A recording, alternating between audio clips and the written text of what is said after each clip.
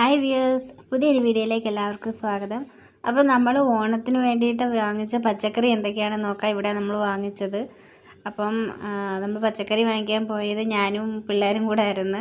അപ്പോൾ നമുക്ക് ആവശ്യത്തിന് ഇഞ്ചിക്കറി വെക്കാനുള്ള ഇഞ്ചി കിട്ടിയിട്ടുണ്ട്. നമ്മുടെ നാട്ടിലേക്കാട്ട് ഇച്ചിരി വലിയ ഇഞ്ചിയാണിത്.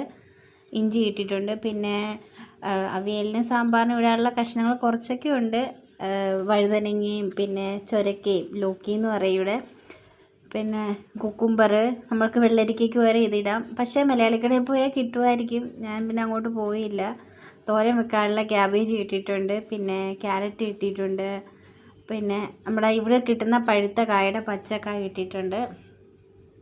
അതൊക്കെ നമുക്ക് വളരെ റെയറായിട്ട് കിട്ടുന്നതാണ്. അപ്പം എന്തായാലും കിട്ടിയിട്ടുണ്ട്. എന്തായാലും കഷ്ണത്തിനിടാൻ പറ്റും. പിന്നെ ചെറിയൊരു പച്ച പപ്പായ കിട്ടിയിട്ടുണ്ട്. അത് തോരൻ വെക്കാനായിട്ട് വാങ്ങിച്ചതാണ്. പിന്നെ ബീട്രൂട്ട് ഉണ്ടായിരുന്നു. ബീട്രൂട്ട് പച്ചടി വെക്കാൻ പറ്റുമായിരുന്നു.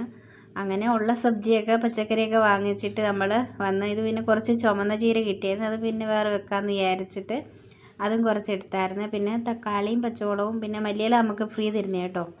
സാധനമെല്ലാം വാങ്ങിച്ച് കഴിയുമ്പോൾ പിന്നെ പച്ചമുളകും പിന്നെ കുറച്ച് പൂവും വാങ്ങിച്ചായിരുന്നു. ഇതായിരുന്നു നമ്മൾ മലയാളി കടയിൽ നിന്ന് വാങ്ങിച്ച 75 രൂപയുടെ തേങ്ങ. ഒന്ന് പൊട്ടിച്ച് നോക്കിയതാണ് നല്ലതാണോ ഇല്ലയോ എന്നറിയാം ഓണത്തിനെടുക്കാൻ. അപ്പം കുഴപ്പമില്ല, നല്ല തേങ്ങയായിരുന്നു. തേങ്ങ വെള്ളം ഇഷ്ടംപോലെ കിട്ടി, നല്ല മധുരമുള്ള വെള്ളമായിരുന്നു.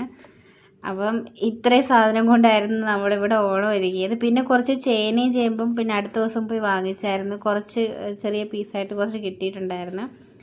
അപ്പം അതൊക്കെ വെച്ചിട്ട് നമ്മൾ അടിപൊളിയായിട്ട് ഓണം ഒരുങ്ങി. അപ്പം താങ്ക്സ് ഫോർ വാച്ചിങ്.